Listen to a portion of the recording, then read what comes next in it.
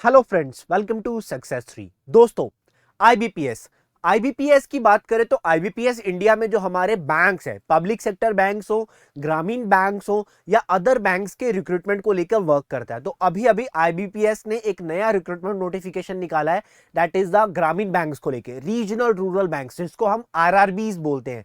तो हमारे आसपास गांव में बैंक्स पाए जाते हैं जिनको हम कहते हैं ग्रामीण बैंक। तो इंडिया में हर स्टेट में अपने अपने ग्रामीण बैंक्स होते हैं, अपने अपने ग्रामीण बैंक्स यहाँ पे पाए जाते हैं।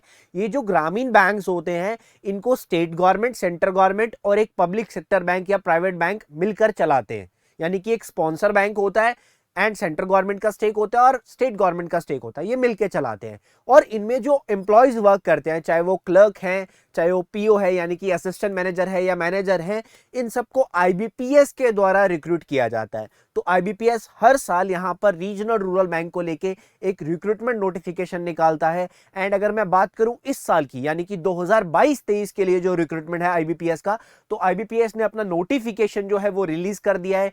फॉर्म फिलिंग जो है वो स्टार्ट हो चुकी है। तो आज इस वीडियो में हम कंप्लीट डिटेल्स में जानेंगे कि कौन कौन सी यहाँ पर वैकेंसीज आई है, क्लर्क की कितनी वैकेंसीज हैं, उसके बाद ऑफिसर स्केल 1 की कितनी वैकेंसीज है, स्केल 2 की कितनी है, स्केल 3 की कितनी है। स्केल 1 पीओ होता है जिसको हम असिस्टेंट मैनेजर भी बोलते हैं। ठीक है, तो सारी वैकेंसीज के बारे में जानेंगे, क्या क्या एलिजिबिलिटी क्राइटेरिया रहेगा एंड क्या सिलेबस पैटर्न यहाँ पे रहने वाला है। तो वीडियो को कंप्लीट एंड तक देखिएगा ताकि आपको कंप्लीट इंफॉर्मेशन यहाँ पे मिल पाए। चलिए स्टार्ट करते हैं इस वीडियो को। तो वीडियो में सबसे पहले अगर हम बात करेंगे तो यहाँ पर वैकेंसीज किस किस चीज के मैं पहले बता देता हूँ। एक तो यहाँ पर क्लर्क की वैकेंसीज है। ठीक है, ग्रामीण बैंक्स जो होते हैं, रीजनल रूरल बैंक्स जो होते हैं, इनमें क्लर्क की वैकेंसीज है। क्लर्क को यहाँ पर बोलते हैं ऑफिस असिस्टेंट। ठीक है, ऑफिस असिस्टेंट या फिर इसको ऑफिस असिस्टेंट, मल्टीपर्पस असिस्टेंट। उसके बाद ग्रुप ए ऑफिसर्स की वैकेंसी है जिसमें scale 1 officer, scale 2 officer, scale 3 officers की वैकेंसीज यहाँ पे निकाली गई है। तो आरबीआई ने, आईबीपीएस ने यहाँ पर 4 तरह की वैकेंसीज निकाली हैं। तो that is scale 1, scale 2, scale 3 और ऑफिस असिस्टेंट, ऑफिस असिस्टेंट। तो यहाँ पे आगे नोटिफिकेशन को देखते हैं। देखिए, सिलेक्शन प्रोसेस के बारे में भी बताऊंगा, पहले हम नोटिफिकेशन को फर्दर देखेंगे, फर्दर डिटेल्स के बारे में जानेंगे। उसके बाद देखो कौन कौन से बैंक इसमें हिस्सा लेते हैं। तो हर स्टेट के अपने अपने अपने अपने जो ग्रामीण बैंक है वो इसमें हिस्सा लेते हैं। देखिए, एक चीज को यहाँ पर ध्यान रखिएगा कि जब आप इसके लिए अप्लाई करते हैं तो आप एक पर्टिकुलर स्टेट के लिए ही अप्लाई कर सकते हैं, एक पर्टिकुलर स्टेट के लिए। और उसके लिए आपको चाहिए क्या होता है, आपके पास उस स्टेट की जो डोमिसाइल होता है, ठीक है, सिटीजनशिप होती है, वो हो ना हो, आपको उस स्टेट की जो लैंग्वेज है वो आती होनी चाहिए। रीजनल लैंग्वेज, लोकल लैंग्वेज जिसको हम बोलते हैं, उस स्टेट की जो लोकल लैंग्वेज है वो आपको आती होनी चाहिए। तो किस स्टेट की क्या लोकल लैंग्वेज यहाँ पे रहने वाली होगी वो यहाँ पे बताई गई है, आप ध्यान रख सकते हैं। ठीक है, कि जो तेलंगाना का स्टेट है तेलुगु हो गया, ठीक है, अरुणाचल प्रदेश रूरल बैंक्स में इंग्लिश। तो हर स्टेट का यहाँ पर बताया गया है कि कौन कौन सी यहाँ पर लैंग्वेज जो है, लोकल लैंग्वेज जो है वो डिजायरेबल है, वो डिजायरेबल यहाँ पे मानी जाती है। तो हर तरह की लैंग्वेज यहाँ पे बताई गई है। अब लैंग्वेज की बात कुछ ऐसी है, ठीक है, अगर आप किसी दूसरी स्टेट के लिए अप्लाई कर रहे हैं, अगर आप किसी दूसरी स्टेट के लिए यहाँ पे अप्लाई करते हैं तो आप कर सकते हैं, कोई दिक्कत नहीं है। बेसिकली कोई डोमिसाइल भी रिक्वायर्ड नहीं होता, आपको लैंग्वेज आती होनी चाहिए। अब लैंग्वेज भी अगर नहीं आती है तो यहाँ पर आपको ज्वाइनिंग के बाद, अगर आप एग्जाम क्लियर कर लेते हैं और ज्वाइन कर लेते हैं, तो आपको 6 महीने का टाइम दिया जाता है। 6 महीने में अगर आप लैंग्वेज टेस्ट क्लियर नहीं कर पाते हैं, लैंग्वेज, लोकल लैंग्वेज नहीं सीख पा रहे हैं, तो आपका जो वो टाइम है वो प्रोबेशन पीरियड तक एक्सटेंड किया जा सकता है, प्रोबेशन पीरियड तक एक्सटेंड किया जा सकता है। यानी कि अगर आप किसी दूसरी स्टेट में जाके अप्लाई कर रहे हैं तो वहां की लोकल लैंग्वेज को सीखने के लिए आपके पास अच्छा खासा टाइम भी होता है। क्लियर, बेटर है, नहीं तो अपनी स्टेट में अप्लाई कीजिए। तो हर स्टेट की वैकेंसीज यहाँ पर आई हैं। ठीक है, तो आप देख सकते हैं कौन कौन सा बैंक था, कौन सी स्टेट का और कौन सी यहाँ पे लैंग्वेज थी, उसकी हमने बात की है। उसके बाद बात करते हैं एलिजिबिलिटी क्राइटेरिया की, आगे चलते हैं। तो पहली बात तो सबको पता ही है कि भारत का नागरिक होना चाहिए। अब एज की बात करते हैं। अब एज पीरियड जो है ना वो डिफरेंट डिफरेंट होता है। ठीक है, एज का जो क्राइटेरिया है ना वो डिफरेंट डिफरेंट है। अब सबसे पहले मैं बात करूंगा यहाँ पर ऑफिसर स्केल 3 सीनियर मैनेजर की। ठीक है, ऑफिसर स्केल 3 सीनियर मैनेजर की सबसे पहले मैं बात करूंगा। इसमें क्या है कि आपकी जो आयु है, जो एज है, वो कम से कम 21 साल की होनी चाहिए और मैक्सिमम जो है वो 40 इयर्स के यहाँ पे कैंडिडेट्स को अलाउ किया जाता है। यानी कि 21 से लेके 40 इयर्स के जो कैंडिडेट्स हैं उनको यहाँ पर अप्लाई करने के लिए एलिजिबल किया गया है। That is in the scale 3 category senior manager. ठीक है, उसके बाद बात करेंगे ऑफिसर स्केल 2 मैनेजर की। जब मैं बात करता हूं तो मैनेजर के लिए जो मिनिमम एज पीरियड रहेगा वो रहेगा 21 और मैक्सिमम रहेगा 32 इयर्स। 32 इयर्स यहाँ पे डेट्स भी दी गई हैं, इन्हीं डेट्स पीरियड के बीच में आपकी जो एज है वो वैलिड हो तभी आप अप्लाई कर सकते हैं। उसके बाद ऑफिसर स्केल 1 की अगर मैं बात करता हूं तो स्केल 1 जिसको हम पीओ बोलते हैं, असिस्टेंट मैनेजर बोलते हैं, कम से कम 18 साल, मैक्सिमम 30 इयर्स। तो 18 से 30 वाले जो कैंडिडेट्स हैं वो यहाँ पे अप्लाई कर सकते हैं, जिनका जन्म जो है, जिनका बर्थ जो है 3 जून 1992 के बाद हुआ और 31 मई 2004 से पहले हुआ, वो यहाँ पे अप्लाई कर सकते हैं। उसके बाद नेक्स्ट हमारे पास आता है ऑफिस असिस्टेंट यानी कि क्लर्क, अब क्लर्क की जब मैं बात करता हूं तो क्लर्क में यहां पर आप अप्लाई कर सकते हैं 18 साल से लेके 28 साल तक के कैंडिडेट्स, मिनिमम 18 मैक्सिमम 28, जिनका जन्म जो है वो 2 जून 1994 के बाद हुआ और 1 जून 2004 से पहले हुआ, वो यहाँ पे अप्लाई करने के लिए एलिजिबल है। ठीक है, वो यहाँ पे अप्लाई कर सकते हैं। उसके बाद आगे चलते हैं। देखो, अगर आपके पास कोई कैटेगरी है, तो आपको यहाँ पे रिलैक्सेशन मिल जाएगा, आपको यहाँ पे रिलैक्सेशन दे दिया जाएगा अगर आपके पास कोई कैटेगरी होती है। Just like schedule caste, schedule tribe, SC ST के लिए 5 साल का रिलैक्सेशन है, OBC के लिए 3 साल का है। तो डिफरेंट कैटेगरीज के लिए यहाँ पर रिलैक्सेशन आपको मिल जाएगा। ठीक है, रिलैक्सेशन यहाँ आपको एज में दे दिया जाएगा। उसके बाद आगे देखते हैं नोटिफिकेशंस को। ठीक है, आगे नोटिफिकेशन हमारे पास मेन चीज है, क्या कहता है, क्लियर, यहाँ पे डिसेबिलिटीज को डिफाइन किया गया है। जो हमारे पास पर्सन विद डिसेबिलिटीज होते हैं उनके लिए यहाँ पर गाइडलाइंस जो हैं वो इशू की गई हैं, उनके लिए बताया गया है। ठीक है, मैं ये नोटिफिकेशन हमारे टेलीग्राम चैनल पे शेयर कर दूंगा, वहां पे आप देख सकते हैं। ठीक है, EWS की बात आ गई। अब मेन बात करेंगे एजुकेशनल क्वालिफिकेशन की। एजुकेशनल क्वालिफिकेशन की बात करेंगे कि कौन कौन यहाँ पे एलिजिबल होने वाला है क्वालिफिकेशन को लेकर। तो सबसे पहले मैं क्लर्क की बात करूंगा, यानी कि ऑफिस असिस्टेंट जिसको हम क्लर्क बोलते हैं, उसके लिए हम बात करेंगे।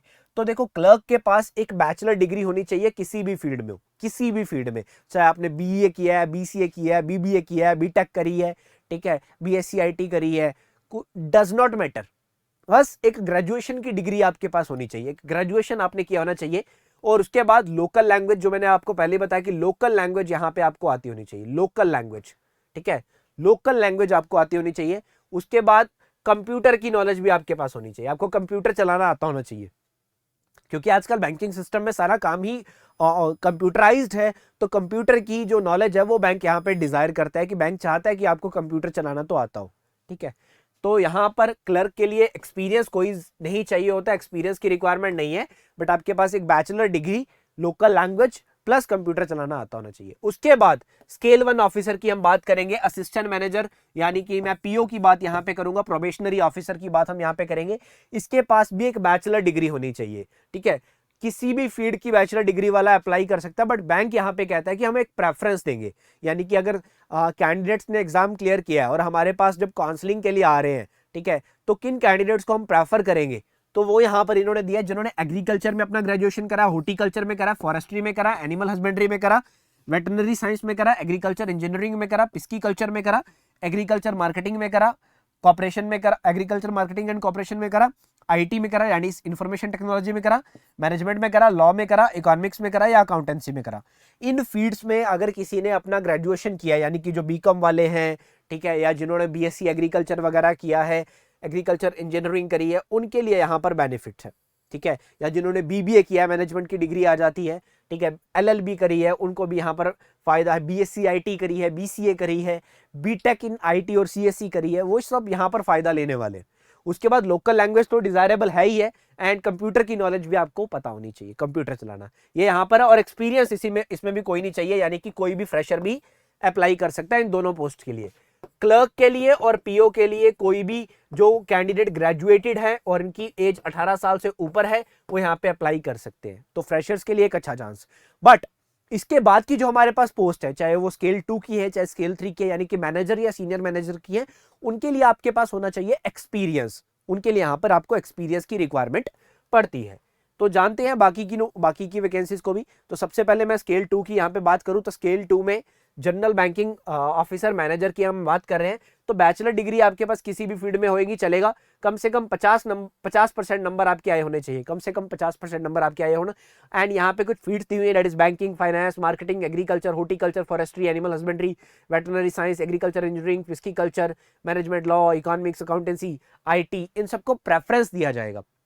देखिए, स्केल 2 ऑफिसर जो होता है ना, इसके लिए आपको लोकल लैंग्वेज की रिक्वायरमेंट नहीं है। लोकल लैंग्वेज की रिक्वायरमेंट जो है वो यहाँ पे दी जाती है पीओ लेवल पे यानी कि असिस्टेंट मैनेजर स्केल 1 लेवल पे है और क्लरिकल लेवल पे, यहाँ पे नहीं मांगा गया। और वो कहते हैं कि इतना कुछ आपने पढ़ा है तो आपने कंप्यूटर तो चलाया ही होगा, क्योंकि यहाँ पर मांग लिया जाता है एक्सपीरियंस। तो 2 साल का आपका एक्सपीरियंस होना चाहिए ऑफिसर लेवल पे। ऑफिसर लेवल पे 2 साल का एक्सपीरियंस होना चाहिए किसी भी पब्लिक या प्राइवेट बैंक में, किसी भी पब्लिक या प्राइवेट बैंक में आपका एक्सपीरियंस यहाँ पे होना चाहिए। क्लियर। उसके बाद बात करेंगे हम स्केल 2 ऑफिसर की। ऑफिसर स्केल 2 की बात करें, उसके बाद स्पेशलिस्ट ऑफिसर मैनेजर की बात करेंगे। पहले जनरल बैंकिंग ऑफिसर की बात करी, अब स्पेशलिस्ट ऑफिसर यानी कि एसओ की बात करेंगे। तो एसओ की नोटिफिकेशन भी यहाँ पे है, दैट इज इन द ग्रामीण banks, regional rural banks. Clear. तो एसओ की जब हम बात करते हैं तो देखिए सबसे पहले आईटी ऑफिसर की वैकेंसीज है। आईटी ऑफिसर की वैकेंसीज हमारे पास है। अब आईटी ऑफिसर में आपको पता ही है कि आपके पास बीटेक होना चाहिए, इलेक्ट्रॉनिक्स में, कम्युनिकेशन में, कंप्यूटर साइंस में, आईटी में। एमसीए या एमएससी आईटी वाले भी अप्लाई कर सकते हैं, ठीक है, वो भी यहाँ पर एलिजिबल माने जाते हैं। उसके बाद डिजायरेबल, बेसिकली आपके पास सर्टिफिकेट होना चाहिए एएसपी में, पीएचपी में, सी प्लस प्लस में, जावा में, वीबी में, वीसी में, ओसीपी में, इनमें आपके पास सर्टिफिकेट होना चाहिए। और 1 साल का एक्सपीरियंस आपको यहाँ पे होना चाहिए, 1 साल का एक्सपीरियंस आपकी इसी फील्ड में। उसके बाद सीए के लिए वैकेंसी है, तो सीए होना चाहिए, सीधी सी बात है, certified associate from Institute of Chartered Accountants of India, ठीक है। तो 1 साल का basically experience as a CA भी होना चाहिए। उसके बाद लॉ ऑफिसर की बात करें तो आपने एलएलबी किया होना चाहिए, ठीक है, degree of law from a university in law, recognised university in law, कम से कम 50% नंबर के साथ, कम से कम 50% नंबर के साथ एलएलबी होनी चाहिए। और 2 साल का एक्सपीरियंस होना चाहिए एज ए एडवोकेट। और यहाँ पर ये जो एडवोकेट का एक्सपीरियंस है वो किसी बैंक में या फाइनेंस कंपनी में कम से कम 2 साल जो आपने एज अ लीगल ऑफिसर मैं कह सकता हूं काम किया हो, ठीक है, एज ए एडवोकेट काम किया हो किसी बैंक के लिए। प्राइवेट बैंक हो सकता है, पब्लिक सेक्टर हो सकता है। उसके बाद ट्रेजरी मैनेजर की बात करेंगे तो यहां पर सीए की वैकेंसी है, सीए होना चाहिए या फिर एमबीए इन फाइनेंस होना चाहिए किसी भी भारत की मान्यता प्राप्त यूनिवर्सिटी से। 1 साल का एक्सपीरियंस यहां पे आपको होना चाहिए। उसके बाद मार्केटिंग ऑफिसर की एमबीए इन मार्केटिंग होना चाहिए, 1 साल का एक्सपीरियंस इसी फील्ड का। उसके बाद एग्रीकल्चर ऑफिसर की वैकेंसीज है, बैचलर डिग्री एग्रीकल्चर में, हॉर्टिकल्चर में, डेयरी में, एनिमल हस्बेंड्री में, फॉरेस्ट्री में, वेटरनरी साइंस में, एग्रीकल्चर, इंजीनियरिंग, पिस्कीकल्चर में कम से कम 50% नंबर के पास 50% नंबर के साथ आपके पास होनी चाहिए। और 2 साल का एक्सपीरियंस इसी फील्ड में होना चाहिए, 2 साल का एक्सपीरियंस इसी फील्ड में आपके पास होना चाहिए। उसके बाद स्केल 3 की बात करेंगे, सीनियर मैनेजर की।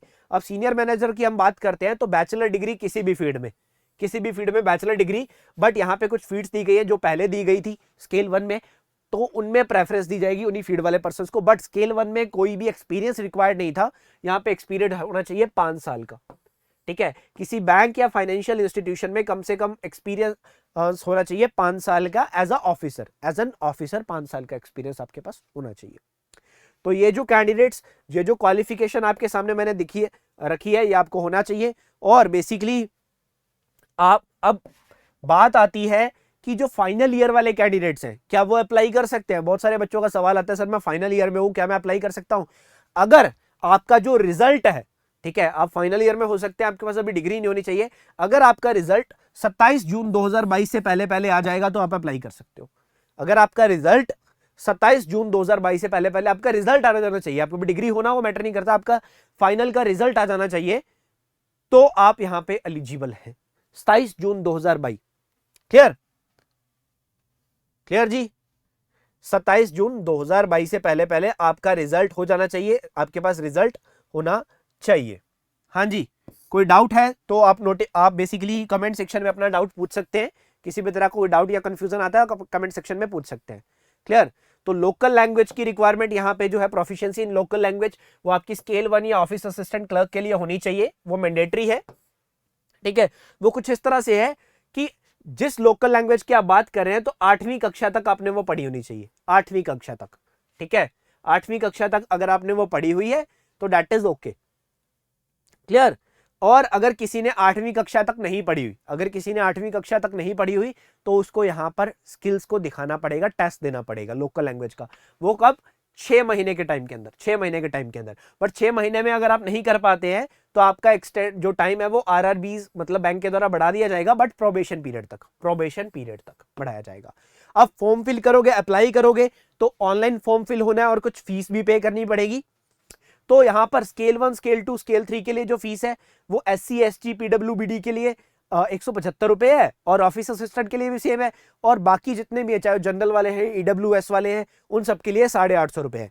यानी देखिए अगर आपने पीओ भी भरना है, क्लर्क भी भरना है, तो आपको अलग अलग फॉर्म फिल करना पड़ेगा, इस बात को लेके चलिएगा।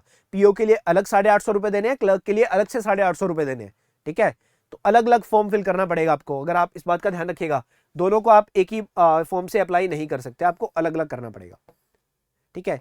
अब उसके बाद बात करते हैं कि सिलेक्शन प्रोसेस। सिलेक्शन प्रोसेस देखो यहां पर अगर मैं बात करूं क्लर्क की यानी कि ऑफिस असिस्टेंट की, तो ऑफिस असिस्टेंट के केस में एक प्रीलिम्स का एग्जाम होता है, उसके बाद एक मेंस का एग्जाम होता है, और उसके बाद अगर मैं बात करता हूं सीधा इसके बाद ज्वाइनिंग आती है, मतलब डॉक्यूमेंट वेरिफिकेशन आपकी होती है अगर आप मेंस को क्रैक कर लेते हो।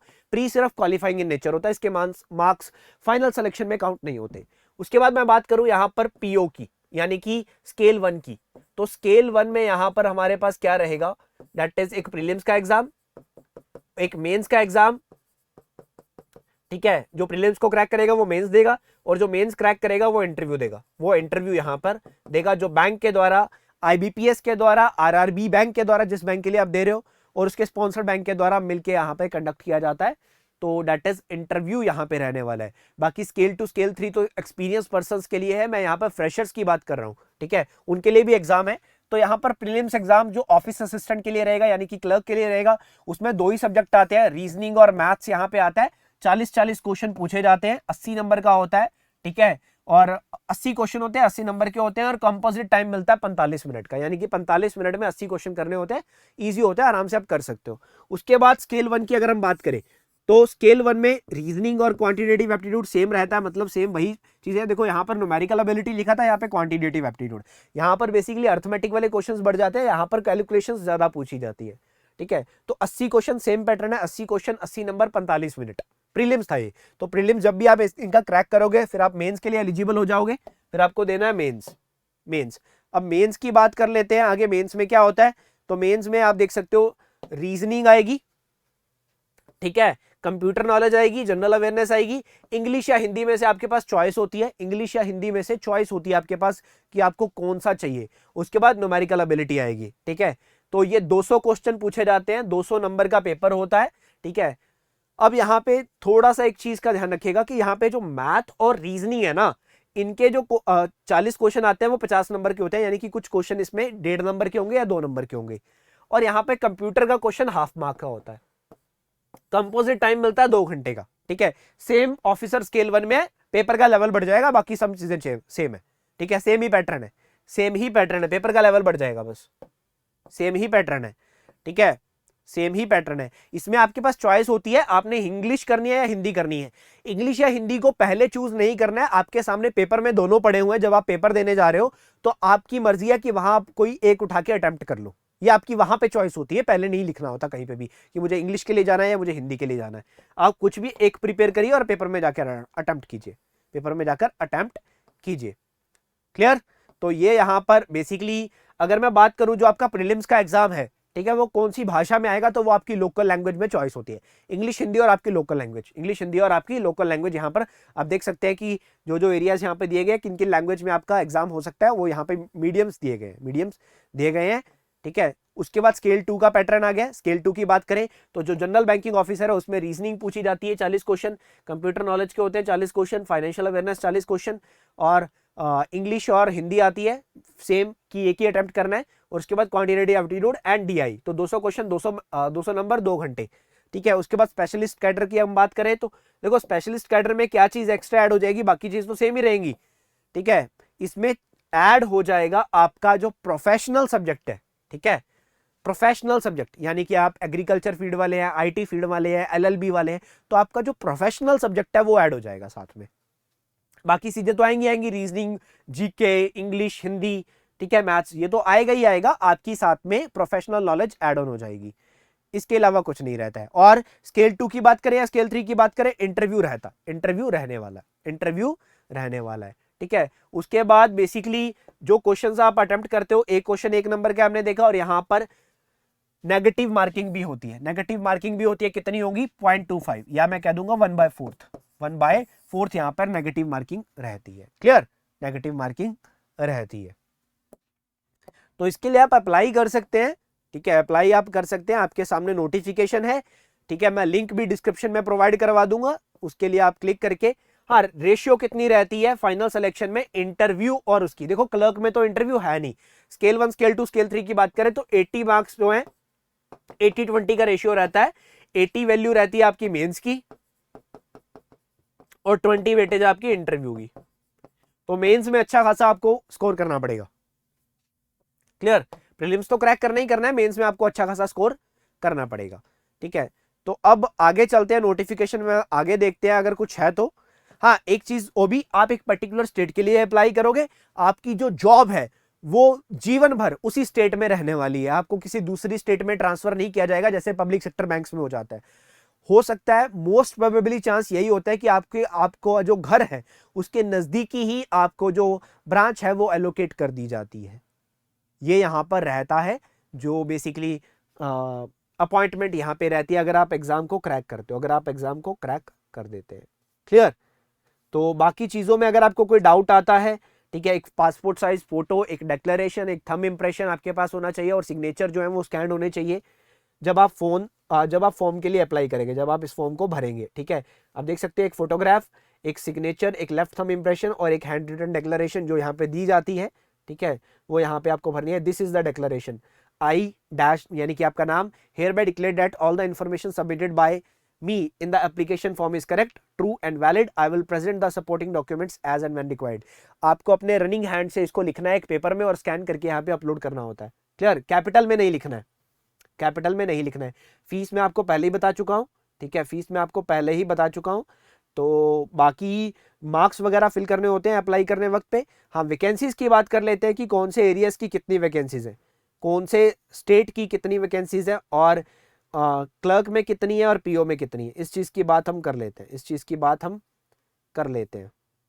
सबसे पहले हम डेट्स देख लेते हैं। देखिए, फॉर्म अप्लाई करना स्टार्ट हो चुका है, 27 जून तक आप अप्लाई कर सकते हैं, 27 जून तक आप अप्लाई कर सकते हैं। पेमेंट भरने की डेट भी सेम ही है। उसके बाद आपका जो प्री का बेसिकली जो कॉल लेटर्स है, ठीक है, वो आ जाएंगे एग्जाम से एक हफ्ते पहले। एग्जाम कब तक हो सकता है, जुलाई या अगस्त में। जुलाई या अगस्त में आपका प्रीलिम्स का एग्जाम रहेगा, मेंस एग्जाम सॉरी अगस्त में, बेसिकली जुलाई लास्ट में या अगस्त के फर्स्ट वीक में आपके एडमिट कार्ड आ जाएंगे। अगस्त में आपका प्रीलिम्स का पेपर रहेगा, सितंबर में आपका प्रीलिम्स का रिजल्ट आएगा और सितंबर के लास्ट में या अक्टूबर के फर्स्ट वीक में आपका मेंस का एग्जाम हो जाएगा, आपका मेंस का एग्जाम हो जाएगा। ठीक है, चाहे ये पीओ की बात है चाहे क्लर्क की बात है, हर किसी के केस में इतना ही रहेगा। अब आते हैं वैकेंसीज में। तो देखो बच्चों, अगर मैं क्लर्क की बात करता हूं तो आप अपनी अपनी स्टेट वाइज वैकेंसीज यहाँ पे देख सकते हैं। ठीक है, जैसे आंध्रा में 3 ग्रामीण बैंक है, आंध्रा प्रगति ग्रामीण बैंक, चैतन्य गोदावरी ग्रामीण बैंक और सप्तागिरी ग्रामीण बैंक। तो आप तीनों की देख सकते हैं कितनी कितनी वैकेंसीज है। कैटेगरी वाइज यहाँ पे ब्यौरा जो है, जो क्लासिफिकेशन है वो यहाँ पे किया गया है। हर स्टेट की आप अपने अकॉर्डिंगली देख सकते हैं आपकी स्टेट का कितना है। ठीक है, आपकी स्टेट का कितना है आप यहाँ पे देख सकते हैं। Clear, this is easy, you can see here, you can see here. सबसे ज्यादा अगर मैं बात करूं कि किस स्टेट की वैकेंसीज आई हैं सबसे ज्यादा, तो सबसे ज्यादा मैं यहाँ पर मध्य प्रदेश को देखता हूं। अगर मैं, ठीक है, अगर मैं यहाँ पर मध्य प्रदेश को देखता हूं, देखिए मध्य प्रदेश की वैकेंसीज देखिए, मध्य प्रदेश के 2 बैंक है, मध्य प्रदेश ग्रामीण बैंक और मध्यांचल ग्रामीण बैंक। 177 उसकी है, सॉरी 177 तो जनरल की है ना, तो यहाँ पे बात करेंगे हम, सॉरी 441 मध्य प्रदेश ग्रामीण बैंक की है और 130 यहाँ पर मध्यांचल ग्रामीण बैंक की है। तो टोटल यहाँ पर 571 वैकेंसीज मध्य प्रदेश की है, सबसे ज्यादा मध्य प्रदेश की। बाकी स्टेट्स की भी यहाँ पर हमारे पास है, हर स्टेट की यहाँ पर दी गई है। तमिलनाडु की उसके बाद 451 है, अच्छे नंबर पे है।